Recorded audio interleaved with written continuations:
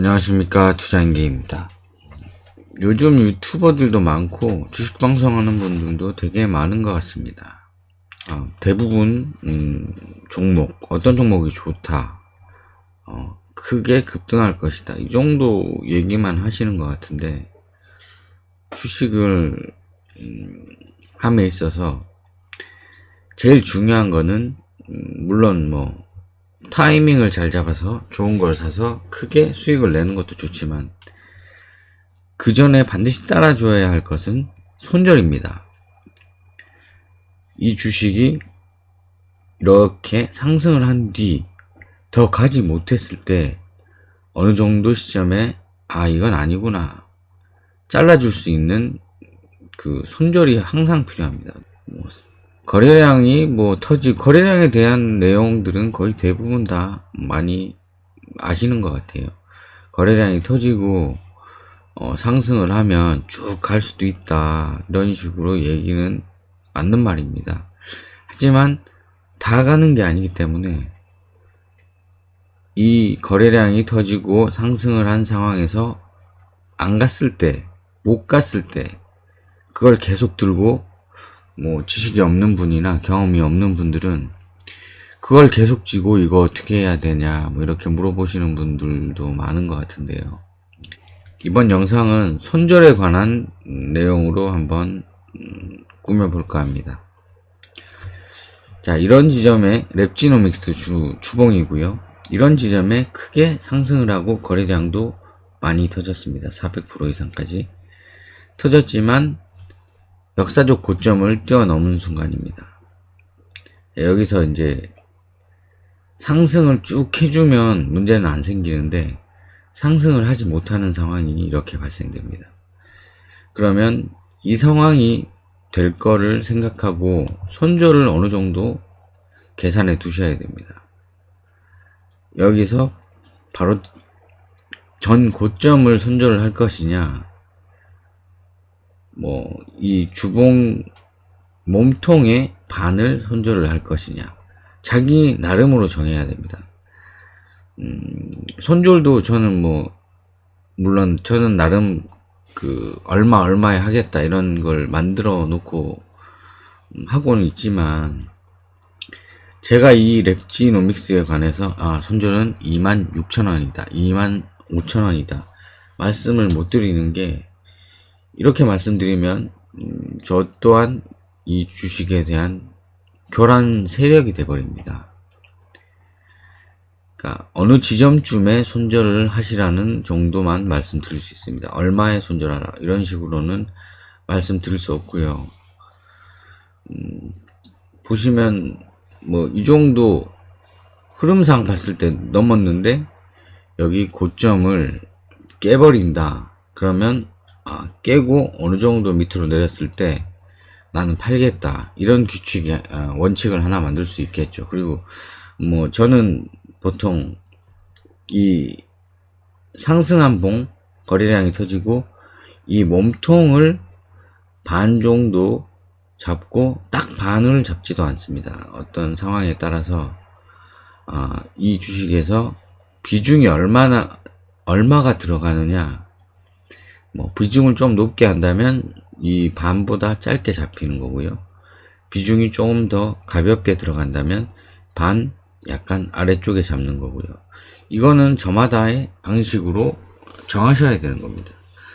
그렇게 하지 않으면 이런 식으로 손절이 벌써 됐어야 됐지만 이걸 들고 어떻게 해야 하냐, 이런 질문들을 많이들 하시는 것 같은데, 제가 이제껏 올린 영상에서는 손절을 거의 대부분 어느 지점쯤이다 이런 식으로 다 잡아드린 것 같은데, 요즘 주식 시장이 상승 추세라 유튜버들은 이거 어떻게 알아 이런 거 없이 그냥 상승한다는 말만 하는 것 같은데, 좀 뭐라고 해야 되나, 교란 세력이 되는 듯한 느낌이 들어요. 그 사람이 인기가 올라가고 구독자도 많이 생기고 그렇게 돼버리면 그 사람이 추천하는 주식들은 대부분 그 구독자들이나 그걸 보는 사람들이 매수 세력이 돼서 그 주식을 상승시켜버리는 상황도 만들어내는 것 같습니다. 그렇게 돼버리면 다른 누군가가 이 주식을 사서 물량을 받아주지 않는 한 서로 수건 돌리기 식으로 아마 빠른 사람들은 수익 내고 나오겠죠. 그렇지만 좀 길게 들고 있다가 물려버리는 이런 상황이 돼버리면 손실을 볼 수밖에 없는 상황이 연출될 겁니다. 일단 이런 상황도 보시면 갑자기 거래량이 뿅 터졌는데 갈 수도 있잖아요. 근데 못 가면 손절 요정도 선, 요 금방선 아니면 이렇게 요 몸통 내에서 손절은 반드시 나와야 되는 겁니다. 자기가 투입하는 비중 대비해서 손실 금액도 나와야 되고요. 전체 자산에 얼마만큼 손실을 보겠다는 금액까지도 다 나오고 손실률까지 다 나와야 되는 겁니다. 일단 이 종목은 이렇고요. 이런 것도 보시면 알테오젠인데 이것도 얼마 전에 제가 여기서 관심 종목으로 등록해서 이렇게 쭉 상승했는데 이때 관심 종목으로 등록할 때도 저는 한 이 정도 선 여기서 이 정도 공간에서 손절을 하라고 말씀드린 것 같은데 이런 손절할 수 있는 공간이 나오지 않으면 이런 급등한 종목은 매수를 할 수가 없어요. 위험해서 이렇게 급락하는 상황이 나오기 때문에. 그래서 비중도 조절을 해야 되고요. 비중을 많이 들어가면 이 손절은 더 따라 올라가야 되겠죠. 금액이 커지니까.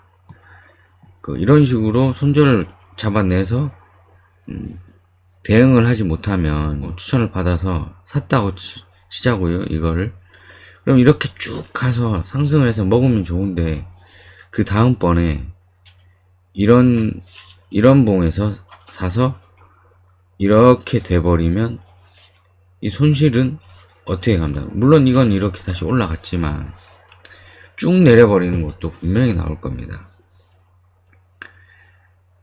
그렇게 돼버리면 먹었던 거는 온데간데 없이 손실이 엄청나게 커질 거예요. 그리고 이런 상승한 거 겁내고 못 사시는 분 되게 많죠.